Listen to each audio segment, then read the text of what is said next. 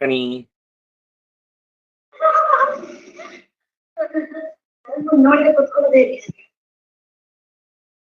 ನಿನ್ನೆ ಪಾಠ ಆಗ್ಬಿಟ್ಟಿದೆ ಬೇರೆ.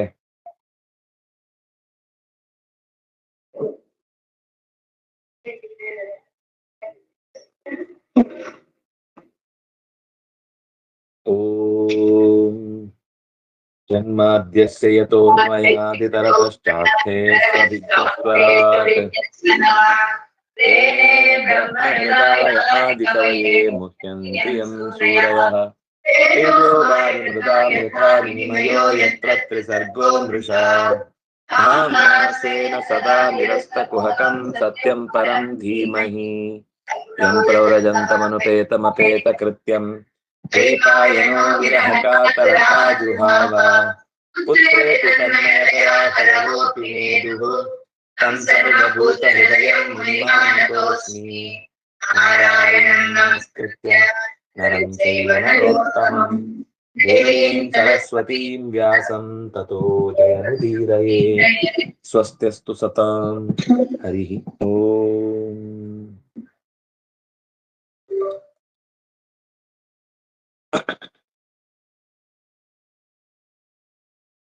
ನಾರದರು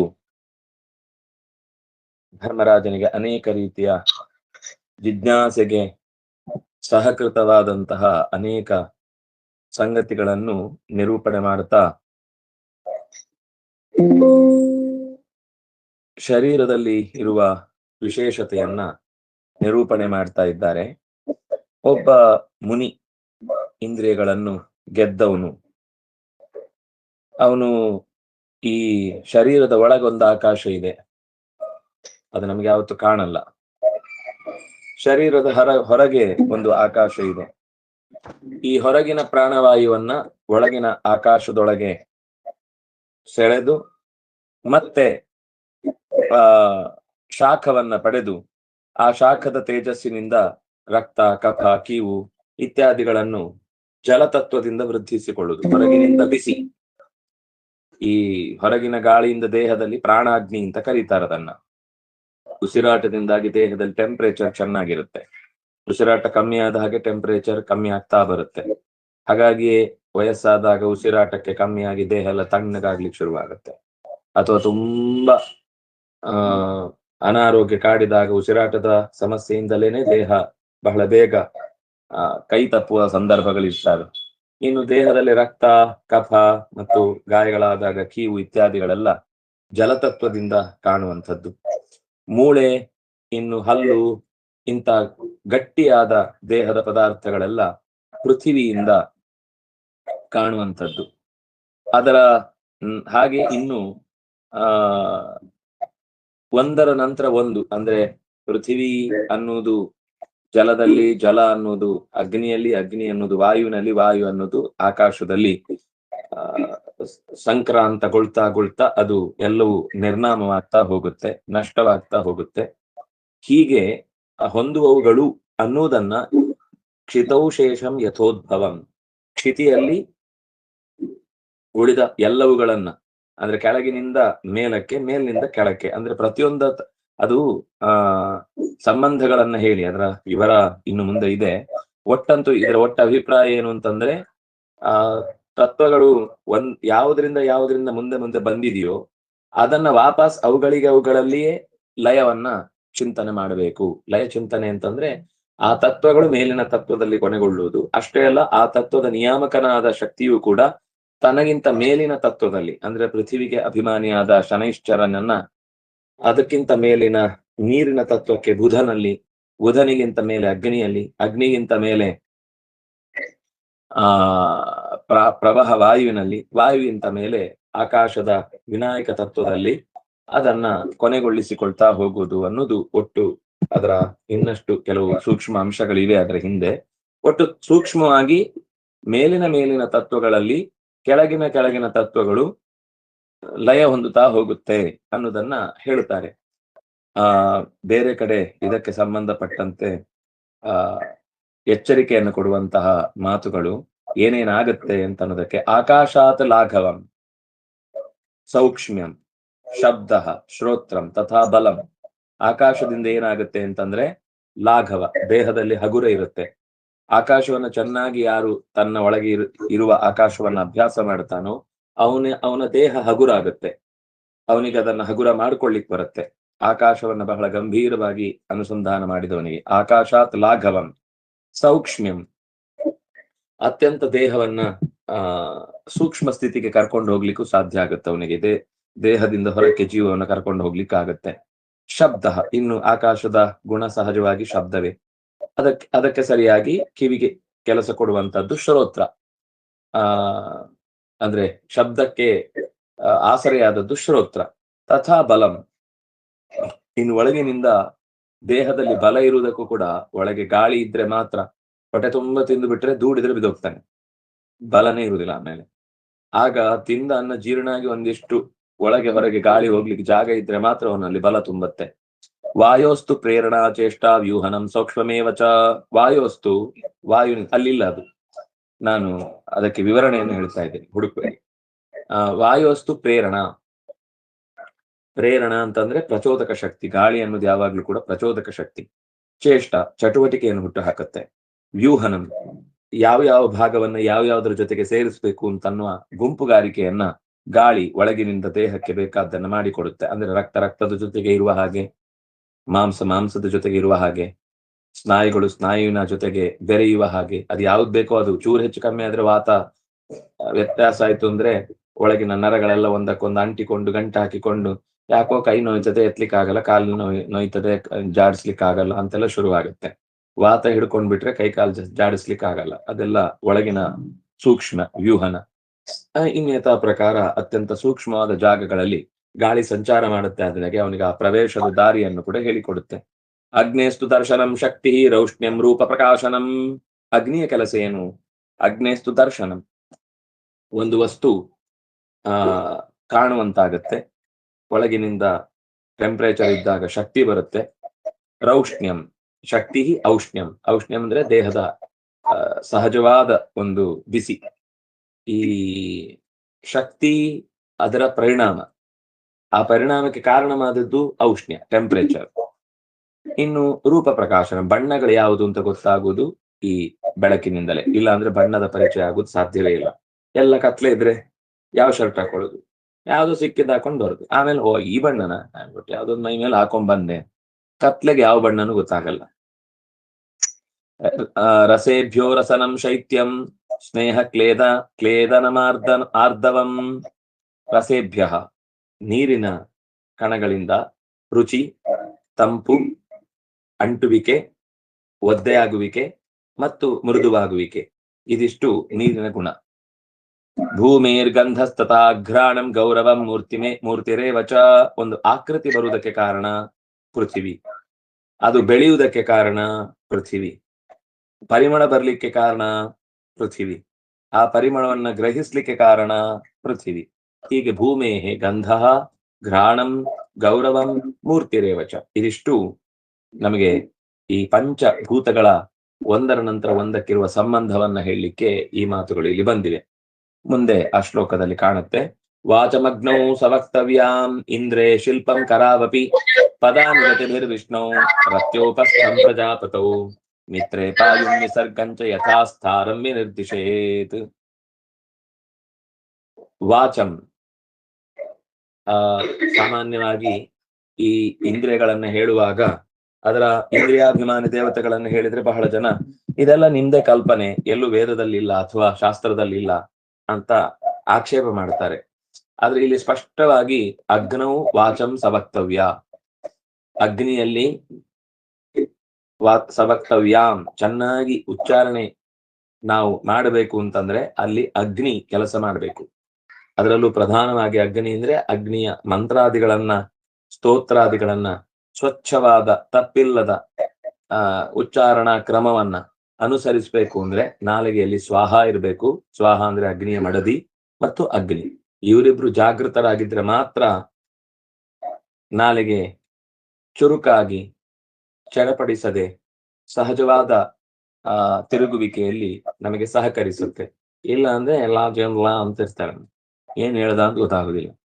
ಅವನ ಹೆಸರೇನು ಕೇಳಿದ್ರೆ ಅವನ ಪಾಪ ಕರೆಕ್ಟ್ ಆಗಿ ಯಾವ್ದು ಅಕ್ಷರ ಬರಲು ಅದ್ರ ಹೆಸರಿಟ್ಟಿರ್ತಾರ ಅವನು. ಆಗ ಅವನ ಅಕ್ಷರಗಳೆಲ್ಲ ಎದುರು ಕೂತವನಿಗೆ ಭಾರಿ ಕಷ್ಟ ಆಗುತ್ತೆ, ಏನ್ ಹೇಳ್ತಿದ್ದಾನೆ ಅಂತ ಅರ್ಥ ಮಾಡ್ಕೊಳ್ಳಿಕ್ಕೆ ಕಷ್ಟಪಡ್ಬೇಕಾಗುತ್ತೆ. ಇಂದ್ರೇ ಶಿಲ್ಪಂ ಕರಾವಪಿ, ಮಾತನ್ನು ನಾಲಿಗೆಯಲ್ಲಿಟ್ಟು ಅಗ್ನಿಯ ಮೂಲಕ ಶಕ್ತಿಯನ್ನ ತುಂಬಿದ.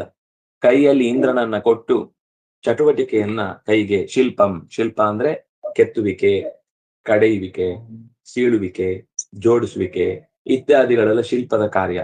ಆ ಶಿಲ್ಪ ಕಾರ್ಯವನ್ನ ಕೈ ಇಂದ್ರನ ಸಹಕಾರದಿಂದ ಮಾಡುತ್ತೆ. ಅಂದ್ರೆ ಇಂದ್ರ ಕೈಗೆ ಅಭಿಮಾನಿ ದೇವತೆ. ಪದಾನಿ ಗತಿರ್ವಿಷ್ಣು, ಪಾದಗಳಿಗೆ ನಡೆಯುವುದು ಅನ್ನುವುದು ಅದರ ಗುಣ. ಅಲ್ಲಿ ಸಹಜವಾಗಿ ಭಗವಂತನ ನೇರ ರೂಪ, ಅದಕ್ಕೆ ಶ್ರೀಪಾದರು ಅಂತ ಕರೆಯುವುದು. ಅವರ ಪಾದದಲ್ಲಿ ಭಗವಂತನ ರೂಪ ಇರುತ್ತೆ, ಅದು ಮನೆಗೆ ಬರುತ್ತೆ ಅಂತ. ಪಾದ ಬರುವುದು ಅಂದ್ರೆ ಅಲ್ಲಿ ಭಗವಂತ ಬಂದ ಅಂತ.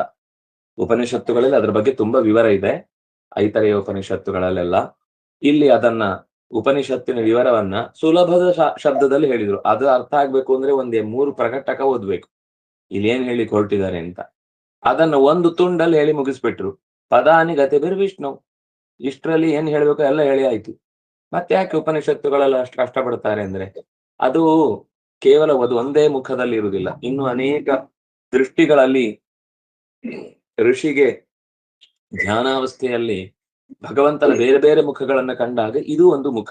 ಆದ್ರೆ ಅದು ಸುಲಭದಲ್ಲಿ ಗೊತ್ತಾಗುದಿಲ್ಲ, ಭಾಗವತ ಅದನ್ನು ಸುಲಭೀಕರಿಸಿಕೊಡುತ್ತೆ.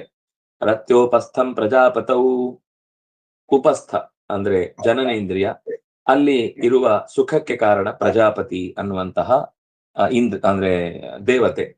ಮಿತ್ರೇ ಪಾಯುಂ ವಿಸರ್ಗಂಚ, ವಿಸರ್ಗ ಅಂದ್ರೆ ವಿಸರ್ಜನೆ, ದೇಹದಿಂದ ಮಲವನ್ನ ಹೊರಕ್ಕೆ ಹಾಕುವಂಥದ್ದು. ಅಲ್ಲಿ ಮಿತ್ರ ಕೆಲಸ ಮಾಡ್ತಾನೆ.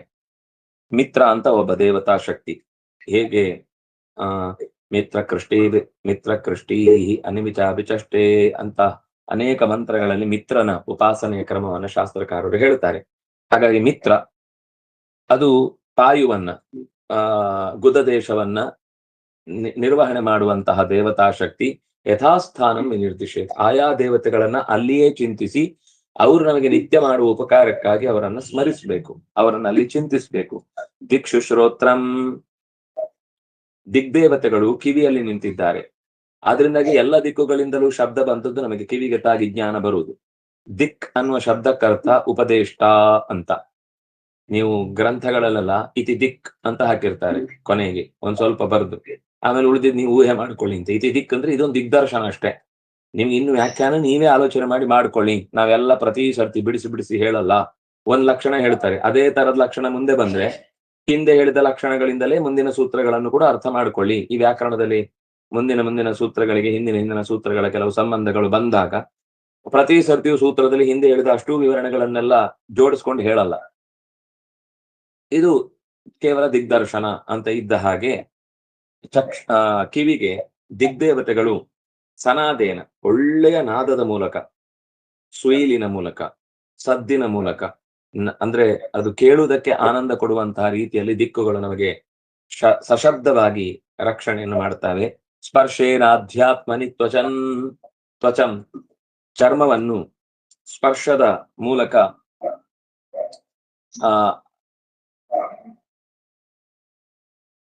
ರಕ್ಷಣೆ ಮಾಡುವಂತಹ ಕೆಲಸವನ್ನ ಅಲ್ಲಿ ತೊಕ್ಕಿಗೆ ಕುಬೇರ, ಇಲ್ಲಿ ಅದರ ರೂಪವನ್ನ ಆತ್ಮನಿ ಅನ್ನುವ ಶಬ್ದದಿಂದ ನಿರೂಪಣೆ ಮಾಡಿದ್ದಾರೆ. ರೂಪಾಡಿ ಚಕ್ಷುಷಾ ರಾಜನ್, ಮುಂದೆ ಇದೆಲ್ಲ ಬೇರೆ ಕಡೆ ನಿಮಗೆ ಹೆಚ್ಚು ಗೊತ್ತಾಗುತ್ತೆ ಅಂತ ಹೆಚ್ಚು ವಿಸ್ತಾರವಾಗಿ ಹೇಳಲಿಕ್ಕೆ ಹೋಗ್ಲಿಲ್ಲ. ಅದೇ ಹೆಸರು ಅವರಿಗೆ.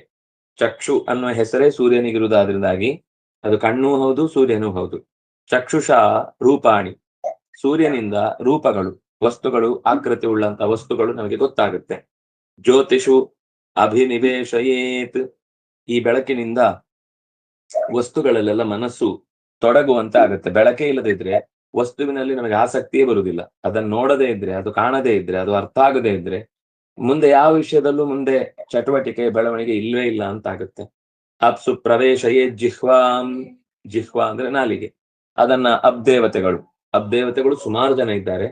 ಪ್ರಧಾನವಾಗಿ ಬುಧ ಮತ್ತು ವರುಣ, ಇವರ ಹಾಗೆ ಇನ್ನೂ ಅನೇಕ ದೇವತೆಗಳಿದ್ದಾರೆ. ಅದಕ್ಕೆ ಅಪ್ಸು ಅಂತ ಬಹುವಚನ ಹಾಕಿಬಿಟ್ರು. ಅಪ್ಸು ಅಂದ್ರೆ ಬಹುರೂಪದ ದೇವತೆಗಳಿದ್ದಾರೆ, 1,000 ತ್ರಿಕೋಟಿ ದೇವತೆಗಳಿದ್ದಾರೆ ನೀರಿಗೆ ಸಂಬಂಧಪಟ್ಟಂತೆ.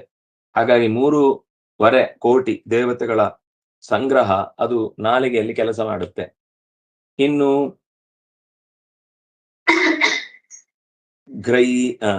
ಘ್ರೇಯೈರ್ಘ್ರಾಣಂ ಕ್ಷಿತೋನ್ಯಸೇತ್. ಕ್ಷಿತೋ ಭೂಮಿಯಲ್ಲಿ, ಘ್ರಾಣಂ ಮೂಗಿಗೆ ಸಂಬಂಧಪಟ್ಟಂತಹ ದೇವತೆ, ಉಸಿರಾಟ ಪರಿಮಳ ಗ್ರಹಣೆಗಾಗಿ ಸಹಕಾರವನ್ನ ನೀಡುತ್ತೆ. ಅಲ್ಲಿ ಪೃಥ್ವಿಯ ಪೃಥ್ವಿಯ ಸಹಕಾರದಿಂದ ಮೂಗಿನಲ್ಲಿ ಅಶ್ವಿ ದೇವತೆಗಳು ನಮಗೆ ಪರಿಮಳವನ್ನ ಒದಗಿಸಿ ಕೊಡ್ತಾರೆ. ಮನೋರಥೈಶ್ಚಂದ್ರೇ. ಚಂದ್ರ, ಚಂದ್ರ ಅಂತಂದ್ರೆ ಮನಸ್ಸಿನ ದೇವತೆ. ಅವನು ಮನೋಭಿಮಾನಿ. ಅಂದ್ರೆ ಚಂದ್ರಧರನು ಒಬ್ಬ ಇದ್ದಾನೆ ಮನೋಮಾನಿ, ಚಂದ್ರಶೇಖರ ಅಂತ ಕರೆಯುವಂಥದ್ದು. ಚಂದ್ರನು ಕೂಡ ಮನೋಮಾನಿ. ಹಾಗಾಗಿ ಇಬ್ರು ಸೇರಿಕೊಂಡು ನಮ್ಮ ಮನಸ್ಸಿಗೆ ತಂಪನ್ನೇ ಎರೆಯುವವರು, ವಿಷವನ್ನು ಕಳೆಯುವವರು, ನೋವನ್ನ ಮರೆಸುವವರು, ಇನ್ನು ಅಳಿಸುವವರು, ದುಃಖಗಳನ್ನೆಲ್ಲ ಅಳಿಸುವವರು. ಕೊನೆಗೆ ದುಃಖ ಅಳಿಲಿಲ್ಲ ಅಂದ್ರೆ ವಸ್ತುವನ್ನೇ ಅಳಿಸಿ ಬಿಡ್ತಾರಷ್ಟೇ ಸಂಹಾರ ಶಕ್ತಿಯಾಗಿ. ಬುದ್ಧಿಂ ಬೋಧ್ಯೈ ಕರೌ ರವೇ ಕವೌ ಪರೇ. ಬುದ್ಧಿಂ, ಬುದ್ಧಿ ಅಂತಂದ್ರೆ ವಿವೇಕ. ಬೋಧ್ಯೈಹಿ, ಅನೇಕ ರೀತಿಯ ತಿಳುವಳಿಕೆಯ ದಾರಿಯಿಂದ ವಿಷಯಗಳನ್ನ ಬೃಹಸ್ಪತಿಯಲ್ಲಿ ಲಯಗೊಳಿಸಬೇಕು. ಅಂದ್ರೆ ಅದು ಬುದ್ಧಿಯ ರೂಪ ಬೃಹಸ್ಪತಿಯಲ್ಲಿ ನೆಲೆ ನಿಂತಿದೆ ಅನ್ನೋದನ್ನ ತಿಳ್ಕೊಳ್ಬೇಕು. ಕರ್ಮಾಣ್ಯಧ್ಯಾತ್ಮನ ರುದ್ರೇ ಯದಹಂ ಸಮ್ಮತಾ ಕ್ರಿಯಾ ಸತ್ವೇನ ಚಿತ್ತಂ ಕ್ಷೇತ್ರಜ್ಞೇ ಗುಣೈರ್ವೈಕಾರಿಕಂ ಪರೇ. ಏನಾಯ್ತು? ಆರ್ಯ UPS ಹೋಯ್ತು, ಕರೆಂಟ್ ಹೋಯ್ತು, ಸಡನ್ ಆಗಿ ಸಿಸ್ಟಮ್ ಆಫ್ ಆಯ್ತು. ಸರಿ, ಇದ್ರಲ್ಲಿ ಕಾಣುತ್ತಾ? ಆರ್ಯ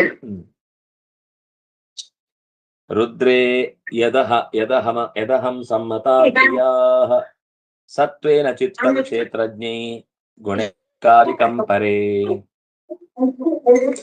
ಅಹಂಕಾರದಿಂದ ನಾನೇ ಎಲ್ಲ ಮಾಡ್ತೇನೆ, ಅಭಿಮಾನದಿಂದ ಮಮತಾ ಅನ್ನುವ ಬುದ್ಧಿ ಹುಟ್ಟುವುದರಿಂದ ಕರ್ಮ ಮಾಡುವಾಗ ಅಹಂಪುರ ಸೇರ್ಕೊಂಡು ಅದು ಬಹಳ ಕಾಟ ಕೊಡುತ್ತೆ. ಅದಕ್ಕಾಗಿ ಏನ್ ಮಾಡುದು ಅಂತಂದ್ರೆ ಅದನ್ನ ತದಭಿಮಾನಿಯಾದಂತಹ ರುದ್ರನಲ್ಲಿ ಮನಸ್ಸನ್ನ ನಿಲೀನಗೊಳಿಸ್ಬೇಕು. ಮನಸ್ಸಿಗೆ ಸಂಬಂಧಪಟ್ಟಂತಹ ದೇವತ ರುದ್ರ, ಆದ್ರಿಂದಾಗಿ ರುದ್ರನಲ್ಲಿ ನಿಲೀನಗೊಳಿಸ್ಬೇಕು. ಅಷ್ಟೇ ಅಲ್ಲ, ಚಿತ್ತಾಭಿಮಾನಿಯಾಗಿ ರುದ್ರಾದಿ ಎಲ್ಲ ಸಮಸ್ತ ದೇವತೆಗಳನ್ನು ಬ್ರಹ್ಮ ಲಕ್ಷ್ಮೀ ದ್ವಾರ ಸತ್ವೇನ ಚಿತ್ತಂ ಕ್ಷೇತ್ರಜ್ಞೇ ಗುಣೈರ್ವೈಕಾರಿಕಂ ಪರೇ. ಕ್ಷೇತ್ರಜ್ಞನಾದ ಸರ್ವ ಕ್ಷೇತ್ರೇಷು ಭಾರತ ಅಂತ ಎಲ್ಲೋ ಓದಿದ ನೆನಪಿದ್ರೆ, ಅಲ್ಲಿ ಕ್ಷೇತ್ರಜ್ಞನಾಗಿ ಪರಮಾತ್ಮನಲ್ಲಿ ಈ ಎಲ್ಲ ದೇವತೆಗಳ ಸಮೂಹವನ್ನ ಲಯಗೊಳಿಸಬೇಕು. ಪರೇ ಕವೌ. ಹಿಂದೆ ಎಲ್ಲ ಕಡೆಯಲ್ಲೂ ಈ ಮಾತು ಮೇಲಿನ ದೇವತೆಗಳಿಗೆ ಹೇಳ್ತಾ ಹೋಗಿದ್ದಾರೆ. ನಾನು ಅದರ ಕ್ರಮವನ್ನು ಬೇಕಿದ್ರೆ ಇನ್ನೊಂದು ಸಂದರ್ಭದಲ್ಲಿ ಹೇಳ್ಬೋದು. ಒಟ್ಟಂತ ಈಗ ಹೇಳಿದ ಶ್ಲೋಕದಲ್ಲಿ ಇದ್ದ ಕ್ರಮವನ್ನೇ ಗಮನಿಸಿದಕ್ಕಿಂತ ಮೇಲಿನ ದೇವತೆಗಳಲ್ಲಿ ಅದನ್ನ ಸಮರ್ಪಣೆ ಮಾಡ್ತಾ ಹೋಗುದು, ಅದನ್ನೇ ಲಯ ಅಂತ ಕರೀತಾರೆ. ಅಪ್ಸುಕ್ಷಿತಿ ಜ್ಯೋತಿಷದೋ ವಾಯು ನಭಸ್ಯಮಂ ಕೂಟಸ್ಥೆ ತಚ್ಚಮಹತಿ ತದವ್ಯಕ್ತೇಕ್ಷರೇ ತತ್. ಪೃಥಿವಿಯಾದಿ ಅವ್ಯಕ್ತ ತತ್ವದ ತನಕ ಏನೆಲ್ಲ ತತ್ವಗಳ ರಾಶಿ ಇತ್ತೋ, ಏನೆಲ್ಲ ತತ್ವಗಳ ಸಮೂಹ ಇತ್ತೋ, ಅಂದ್ರೆ ಪೃಥ್ವಿಯನ್ನು ಜಲದಲ್ಲಿ, ಜಲವನ್ನು ಅಗ್ನಿಯಲ್ಲಿ, ಅಗ್ನಿಯನ್ನು ವಾಯುವಿನಲ್ಲಿ, ವಾಯುವನ್ನು ಆಕಾಶದಲ್ಲಿ, ಆಕಾಶವನ್ನು ಅಹಂಕಾರದಲ್ಲಿ, ಅಹಂಕಾರವನ್ನು ಮಹತ್ತತ್ವದಲ್ಲಿ, ಮಹತ್ತತ್ವವನ್ನು ಅವ್ಯಕ್ತದಲ್ಲಿ, ಹೀಗೆ ಕ್ರಮವಾಗಿ ಲಯಗೊಳಿಸ್ತಾ ಇದರ ಮೇಲಿನ ತತ್ವಗಳಿಗೆ ಇದನ್ನೆಲ್ಲ ಸಮರ್ಪಿಸಿ ಕೊನೆಗೆ ಅವ್ಯಕ್ತಂ ಅಕ್ಷರೇ, ಕೊನೆಗೆ ಅಕ್ಷರದಲ್ಲಿ ಅದನ್ನ ಸಮರ್ಪಣೆ ಮಾಡುವಂತಹದ್ದು. ಇತ್ಯಕ್ಷರತಯ ಆತ್ಮಾನಂ ಚಿನ್ಮಾತ್ರಂ ಅವಶೇಷಿತಂ ಜ್ಞಾತ್ವಾದಯೋಥ ವಿರಮೇತ್ ದಗ್ಧಯೋ ನಿರಿವಾನಲಃ. ಅವನಿಗೆ ಎಲ್ಲಿಯಾದ್ರೂ ಲಯ ಹೇಳಬೇಕಾ ಅಂದ್ರೆ ಅಕ್ಷರತಯ, ಅವನಿಗೆ ಮತ್ತೆ ಮೇಲೆ ಎಲ್ಲೂ ಲಯ ಹೇಳಲಿಕ್ಕಿಲ್ಲ. ಅವನು ಸ್ವಯಂಭೂ, ತನ್ನಲ್ಲೇ ತಾನು ತನ್ನ ವಿವಿಧ ರೂಪಗಳನ್ನ ಮುಕ್ತಾಯ ಮಾಡಿಕೊಳ್ತಾನೆ. ಚಿನ್ಮಾತ್ರನಾಗಿ ಹರಿ ಅವನೊಬ್ಬನೇ ಉಳ್ಕೊಳ್ತಾನೆ ಅಂತ ಹೀಗೆ ಧ್ಯಾನಿಸಿ ಬೇರೆ ಏನನ್ನೂ ಸ್ಮರಿಸದೆ, ಚಿನ್ಮಾತ್ರಾವಶೇಷಿತಂ, ಭಗವಂತನನ್ನು ಬಿಟ್ಟು ಬೇರೆ ಯಾವುದನ್ನೂ ಚಿಂತಿಸಬಾರದು. ತನ್ನಲ್ಲೇ ನೆಲೆಸಿದ ಭಗವಂತನ ರೂಪವನ್ನ ಅನುಸಂಧಾನ ಮಾಡ್ತಾ ಕಟ್ಟಿಗೆ ಉರಿಯುವ ತನಕ ಕಟ್ಟಿಗೆ ಬೇಕು, ಉರಿಬೇಕು ಅಂದ್ರೆ ಕಟ್ಟಿಗೆ ಬೇಕು. ಹಾಗಾಗಿ ಮನಸ್ಸು ಕೂಡ ಕಟ್ಟಿಗೆಯಂತೆ ಬೆಂಕಿ ಆರುವ ತನಕ ಆ ಮನಸ್ಸು ಸಹಕಾರ ನೀಡುತ್ತೆ. ಹಾಗೆ ಕಟ್ಟಿಗೆ ಬೆಂಕಿ ಉರಿಲಿಕ್ಕೆ ಹೇಗೆ ಸಹಕಾರ ಕೊಡುತ್ತೋ ಹಾಗೆ ಯೋಗಿಯಾದವನಿಗೆ ಈ ಉರಿದು ಹೋದ ಕಟ್ಟಿಗೆಯಲ್ಲಿ ಬರೀ ಬೆಂಕಿ ಮಾತ್ರ ಹೇಗೆ ಉಳಿದಿರುತ್ತೋ ಹಾಗೇನೆ ಈ ಯೋಗಿಯ ಧ್ಯಾನದಲ್ಲಿ ಕೇವಲ ಭಗವಂತನನ್ನು ಹೊರತುಪಡಿಸಿ ಇನ್ಯಾವ ಚಿಂತನೆಯೂ ಕೂಡ ಉಳಿಯುವುದಿಲ್ಲ ಅಂತ ಹೇಳುತ್ತೆ. ಅನ್ನುವಲ್ಲಿಗೆ ಇದು ಶ್ರೀಮದ್ ಭಾಗವತೆ ಮಹಾಪುರಾಣಿ ಸಪ್ತಮ ಸ್ಕಂದೆ ತ್ರಯೋದಶೋಧ್ಯಾಯ ಸಮಾಪ್ತಃ ಅನ್ನುವಲ್ಲಿಗೆ 13ನೆಯ ಅಧ್ಯಾಯ ಮುಕ್ತಾಯಗೊಂಡಿತು. ಮುಂದೆ 14ನೆಯ ಅಧ್ಯಾಯ ಆರಂಭಗೊಳ್ತಾ ಇದೆ. ಅದರಲ್ಲಿ ನಾರದರು ಮತ್ತೆ ಕೆಲವು ಯತಿ ಧರ್ಮಗಳನ್ನ, ಸನ್ಯಾಸಿಯಾದವನ ಕರ್ತವ್ಯಗಳನ್ನ ನಿರೂಪಣೆ ಮಾಡ್ತಾ ಹೋಗುತ್ತೆ. ಕಲ್ಪಸ್ತ್ವೇವಂ ಪರಿವ್ರಜ್ಯ ದೇಹ ಮಾತ್ರಾವಶೇಷಿತ ಗ್ರಾಮೈಕರಾತ್ರ ವಿಧಿನ ನಿರಪೇಕ್ಷ ಚರೇನ್ಮಹೀಂ. ನಾರದರು ಹೇಳ್ತಾರೆ, ಕಲ್ಪಸ್ತ್ವೇವಂ ಪರಿವ್ರಜ್ಯ,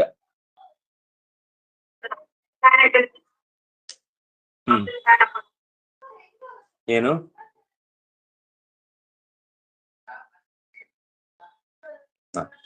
ಏನು ಕೇಳದ ಹಾಗಾಯ್ತು, ಮಧ್ಯದಲ್ಲಿ ಕಟ್ಟಾಯ್ತು. ಪರಮಾತ್ಮನನ್ನ ತಿಳಿಯುವ ವಿಷಯದಲ್ಲಿ ವಾನಪ್ರಸ್ಥಾಶ್ರಮಿಯಾದವನು ಮುಂದೆ ಸನ್ಯಾಸಕ್ಕೆ ಬರಬೇಕು ಅಂತ ಹಿಂದೆ ಮಾತು ಬಂದಿತ್ತು.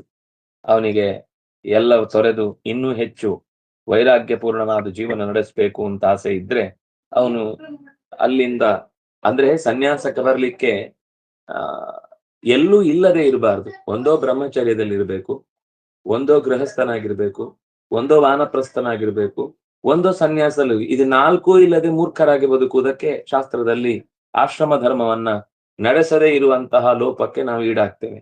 ಹಾಗಾಗಿ ಒಂದು ಕಡೆ, ಎಲ್ಲಿಯಾದ್ರೂ ಒಂದು ಕಡೆ ನಾವು ನೆಲೆಸುವ ಹಾಗೆ ನಮ್ಮ ಬದುಕನ್ನ ಕಟ್ಟಿಕೊಳ್ಬೇಕು. ಹಾಗೆ ಕಟ್ಟಿಕೊಳ್ಳುವುದಕ್ಕೆ ಹೇಳಿದ ಕೆಲವು ಮಾತುಗಳನ್ನ, ನಿಯಮಗಳನ್ನ ಇಲ್ಲಿ ಹೇಳ್ತಾರೆ.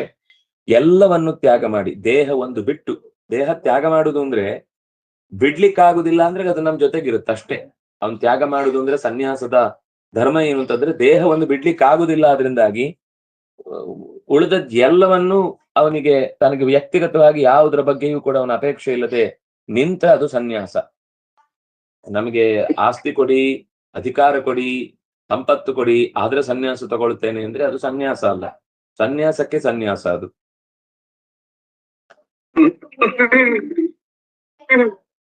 ಹಾಗಾಗಿ ಒಂದೇ ಊರಿನಲ್ಲಿ ಒಂದೇ ರಾತ್ರಿಯಲ್ಲಿ ಇರುವ ನಿಯಮ ಅವನಿಗಿರುತ್ತೆ.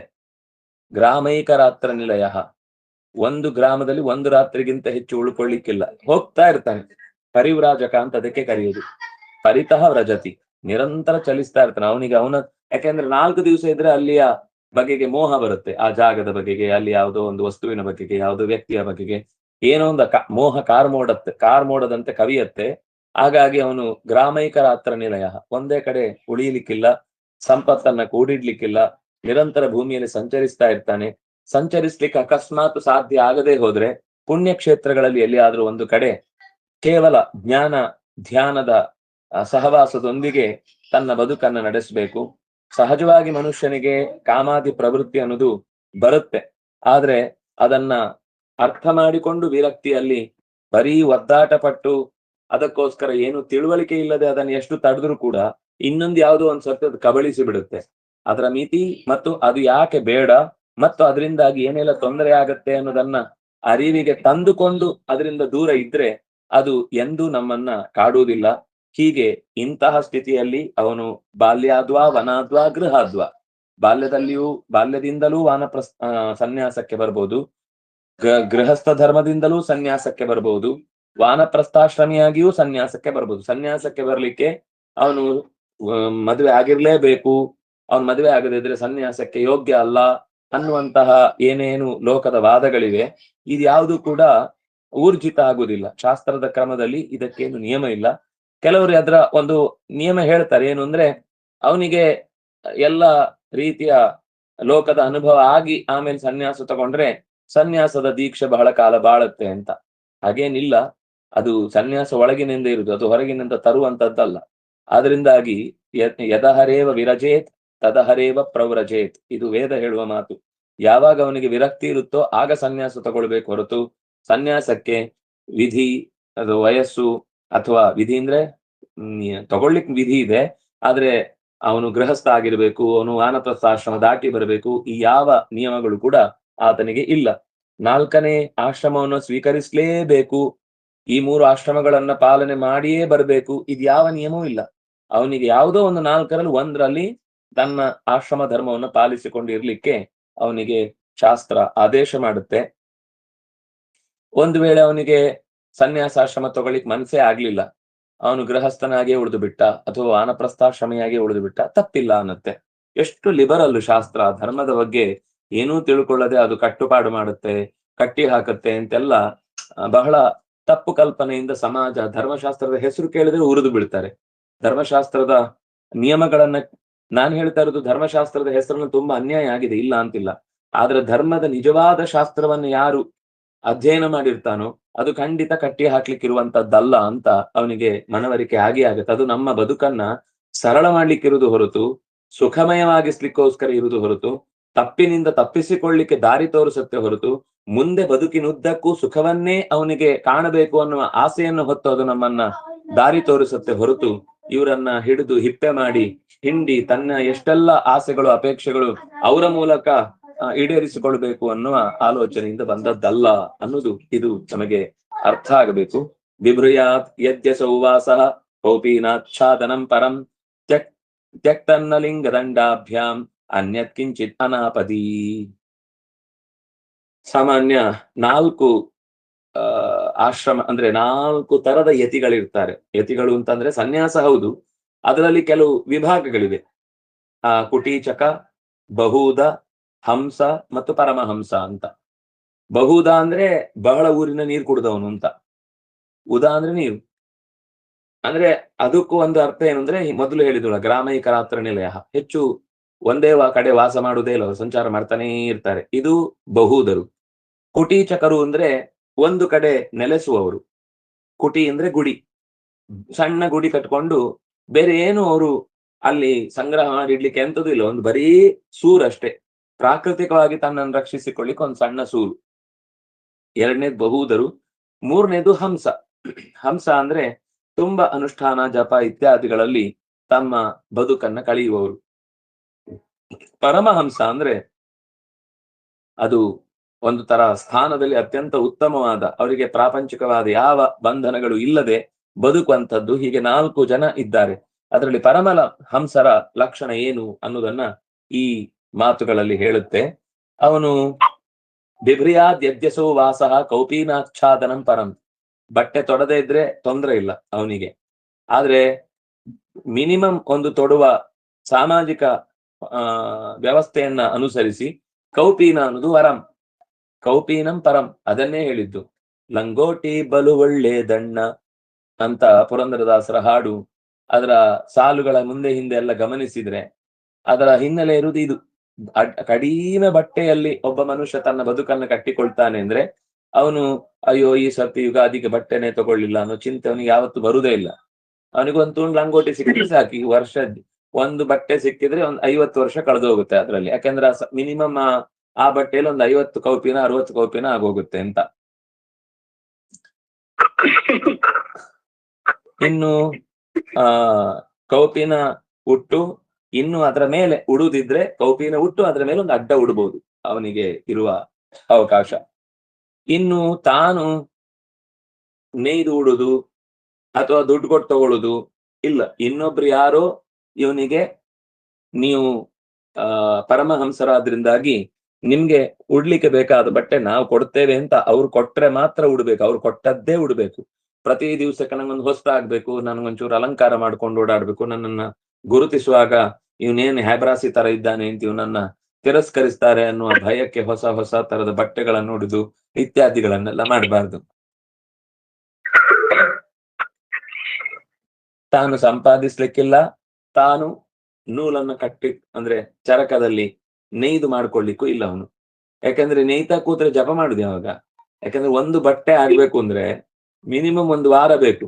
ಇವನು ಸನ್ಯಾಸ ತಗೊಂಡಿದ್ದು ಚರಕ ನೇಯ್ಲಿಕ್ಕಲ್ಲ, ಅವನು ಬಟ್ಟೆ ಹೊಲಿಯುದ್ರಲ್ಲಿ ಅದೇನು ಕೊನೆಗೆ ಅಭಿಮಾನ ಬೆಳೀತದೆ. ಯಾಕೆಂದ್ರೆ ನಾವು ಕಷ್ಟಪಟ್ಟು ಸಮಾಧಾನದಿಂದ ಏನೋ ಕಷ್ಟಪಟ್ಟು ಸಂಪಾದಿಸಿದ್ದಾದ್ರೆ ಅದು ಯಾರಾದ್ರೂ ಕದ್ಕೊಂಡು ಹೋಗ್ಬಿಟ್ರೆ ನನ್ನ 1 ವಾರದ ಕಷ್ಟವನ್ನು 1 ನಿಮಿಷದಲ್ಲಿ ಯಾವ್ದೋ ಎಳ್ಕೊಂಡು ಹೋಯ್ತಲ್ಲ ಇಲಿ ಅಂತ ಅದ್ರ ಮೇಲೆ ಕೋಪ ಬರ್ಲಿಕ್ಕೆ ಶುರುವಾಗುತ್ತೆ ಅವನಿಗೆ. ಆದ್ರಿಂದಾಗಿ ಯಾವುದೇ ವಸ್ತುವಿನ ಬಗ್ಗೆ ಅಭಿಮಾನ ಬರುವಂತ ರೀತಿಯಲ್ಲಿ ಅವನದನ್ನ ತಾನೇ ತಯಾರು ಮಾಡ್ಕೊಳ್ಲಿಕ್ಕಿಲ್ಲ. ಇನ್ನು ನೀರು ಕೈಯಲ್ಲಿ ಯಾವಾಗ್ಲೂ ಇರಬೇಕು ಕಮಂಡಲುವಿನಲ್ಲಿ. ಪರಮಹಂಸ ಚಿಹ್ನೆ ಅಂದ್ರೆ ಇನ್ನೊಂದು ಮುಖ್ಯ ದಂಡ. ಕೈಯಲ್ಲಿ ಒಂದು ದಂಡ ಇರುತ್ತೆ. ದಂಡ ಅನ್ನೋದು ಹೊಡಿಲಿಕ್ಕಲ್ಲ, ತನ್ನನ್ನು ತಾನು ರಕ್ಷಿಸಿಕೊಳ್ಳಿಕ್ಕಷ್ಟೇ. ತನ್ನ ಕೈಯಲ್ಲಿ ಒಂದು ದಂಡ ಇದೆ ಅಂತಂದ್ರೆ ನನ್ನನ್ನು ಯಾರು ತೊಂದರೆ ಮಾಡಲ್ಲ, ಇವನು ಸನ್ಯಾಸಿ, ಇವನು ಉಪದ್ರವಕಾರಿ ಅಲ್ಲ ಅಂತ ತಿಳಿಸ್ಲಿಕ್ಕಷ್ಟೇ ಅದು. ಹೀಗೆ ಅದು ದಂಡ ಕೂಡ ಆಪತ್ತಿನ ಅನಾಪದಿ, ಆಪತ್ತಿನ ಕಾಲದಲ್ಲಿ ಮಾತ್ರ ಅದನ್ನ ಬಳಸಬಹುದು ಹೊರತು ಇಲ್ಲ ಅಂದ್ರೆ ಅದು ಶೋ ಪೀಸ್ ಕೈಯಲ್ಲಿ ಇರುತ್ತಷ್ಟೇ ಯಾವಾಗ್ಲೂ. ಆ ಫೋಟೋ ಬರುವಾಗ ಅದು ಇರ್ಲೇಬೇಕು, ಇಲ್ಲ ಅಂದ್ರೆ ಅವ್ರು ಸ್ವಾಮಿಗಳೇ ಅಲ್ಲ ಅಂತ ಅನ್ಕೊಂಡ್ಬಿಡ್ತಾರೆ. ಅದಕ್ಕೊಂದು ತಕ್ಷಣ ತನ್ನಿ ಫೋಟೋ ತೆಗಿತಾರೆ, 1 ನಿಮಿಷ ನಿಲ್ಲಿ, ದಂಡ ನಿಂತ್ಕೊಂಡು ಆಮೇಲೆ ಫೋಟೋ ತೆಗೀರಿ ಅಂತ. ಅಂದ್ರೆ ಈ ತರ ನಮ್ಗೊಂದು ಏನಾಗಿದೆ ಅಂದ್ರೆ ಅದೊಂದು ಚಿಹ್ನೆ ಆಗಿಬಿಟ್ಟಿದೆ, ಅವರು ಆ ತರ ಇರಬೇಕು ಅಂತ. ಆದ್ರೆ ಇಲ್ಲಿ ಹೇಳಿದ್ದು ದಂಡವನ್ನ ತರುವುದು ಅನಾಪದಿ, ಆಪತ್ಕಾಲದಲ್ಲಿ ಮಾತ್ರ ಅದನ್ನ ಸ್ವೀಕಾರ ಮಾಡಬೇಕು, ಉಳಿದ ಸಮಯದಲ್ಲಿ ಅದರ ಬಳಕೆ ಇಲ್ಲ. ಇಷ್ಟು ಇನ್ನು ಸುಮಾರು ಸಂಗತಿಗಳು ಈ ಶ್ಲೋಕಗಳ ಮುಂದಿನ ಅಂಶಗಳಲ್ಲಿ ಸನ್ಯಾಸಿಯ ಧರ್ಮದ ಕುರಿತಾದ ಮಾತುಗಳು ಬಂದಿದೆ. ಮತ್ತೆ ನಾಳೆಯ ಚಿಂತನೆಯಲ್ಲಿ ಅನುಸಂಧಾನ ಮಾಡೋಣ ಅಂತ ಹೇಳ್ತಾ, ಕಾಯೇನ ವಾಚಾ ಮನಸೇಂದ್ರಿಯೈರ್ವಾ ಬುದ್ಧ್ಯಾತ್ಮನಾ ವಾ ಅನುಸೃತ ಸ್ವಭಾವ ಕರೋಮಿ ಸಕಲಂ ಪರಸ್ಮೈ ನಾರಾಯಣಾಯೇತಿ ಸಮರ್ಪಯಾಮಿ. ನವೀನ್